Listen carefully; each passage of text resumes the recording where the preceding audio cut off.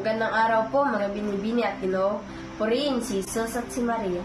Ako pala si Jillian Kyle Ameron at ang nais kong ibagi sa inyo ngayon ay ang buhay at konklusyon ng isang batikang manunulat sa wikang Ingles, si Francisco Arceliana. Alam mo ba o kilala mo ba si Francisco Arceliana? Maaaring mas kilala mo siya bilang Franz Arceliana, isang premyadong manunulat, makata at kritiko na kinikilala bilang bisa sa mga pangunahing tagapagtaguyod ng modernong maikling pinto sa Pilipinas. Si Francisco o Franz Arceliana ay pinanganak noong September 6, 1916 sa Santa Cruz, Maynila. Bata pa lamang ay may hilig na siya sa pagsusulat. Nag-aral siya sa Universidad ng Pilipinas kung saan naging aktibo siya sa pagsulat sa mga pahayagan ng paaralan.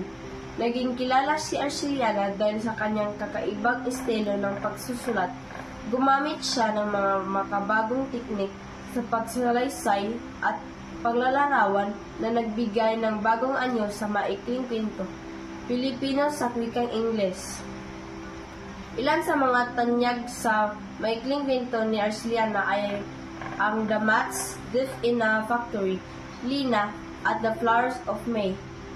Ang kanyang mga akda ay ilalarawan sa pagiging liriko at makabuluhan. Tumatalakay ang mga ito sa iba't ibang tema tulad ng pamilya, kamatayan, at pag-ibig. Mahalagang kilalanin ang mga manunulat tulad ni Francisco Arceliana dahil sila ang humuhubog sa ating panitikan. Ipinapakita nila ang kagalingan ng mga Pilipino sa paggamit ng wika at pagkukukwento. Ang kanilang mga akda ay nagsisilbing salamin ng ating kultura at identidad. Sa pamamagitan ng sa pag-aaral sa buhay at mga akda ni Arceliana, mas mauunawan ang ating kasaysayan, panitikan Pilipino sa wikang Ingles at ang evolusyon nito. Ang kanyang mga kontribusyon ay nagbigay daan para sa mga susunod na henerasyon ng mga manunulat sa mag-eksperimento at magpaunlad ng ating panitikan.